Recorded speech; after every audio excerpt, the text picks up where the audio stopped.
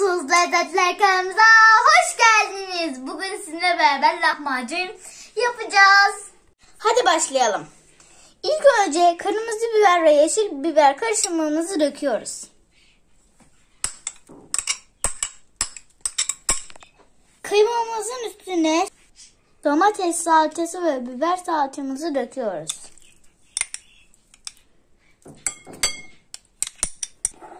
İki adet domatesimizi rendeden geçirip döküyoruz.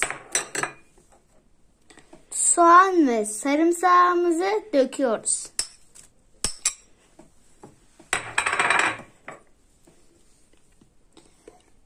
Baharatlarımızı döküyoruz.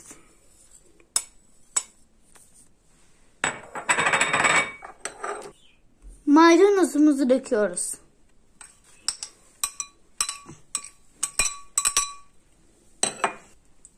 Aynı karışımdan elimizde 200 gram kadar vardı. Onu da buraya ilave ediyoruz. Hadi bismillah başlıyoruz.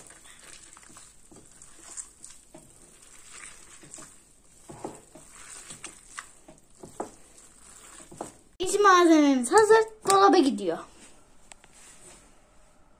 2 su bardağı suyumuzu karıştırma kabımıza döküyoruz. Bu arada suyumuz oda sıcaklığında. 1 yemek kaşığı tuzumuzu ekliyoruz. Suyumuzun içinde tuzumuz eriyene kadar karıştırıyoruz.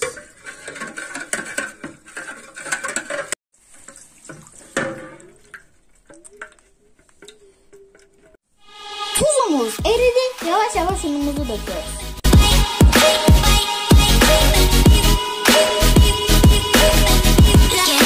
Dört su bardağı un döktük.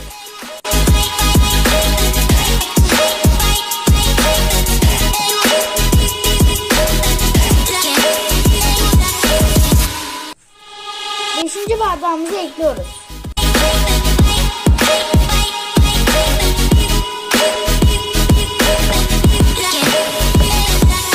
Kabımıza alıyoruz.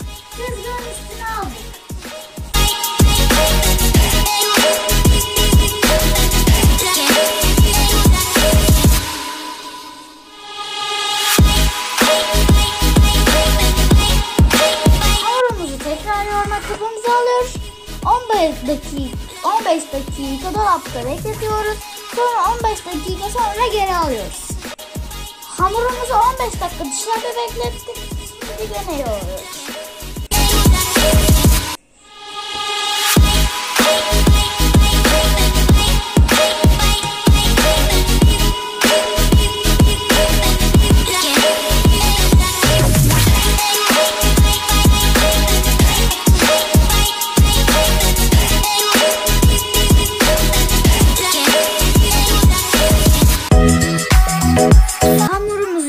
Kabımıza aldık. 10 dakika daha bekletiyoruz. Hamurumuzu 10 dakika beklettikten sonra açıyoruz ve lahmacunlarımıza başlıyoruz.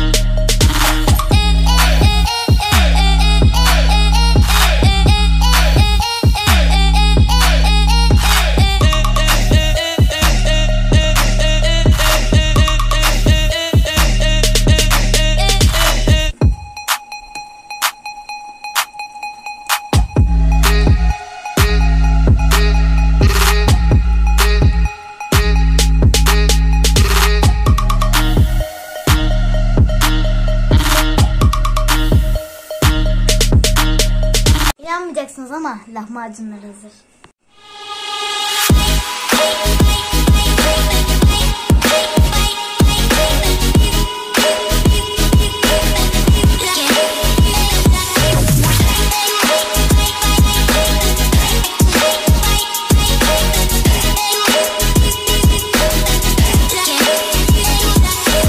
Şimdi en sevdiğim sıra tadına bakın.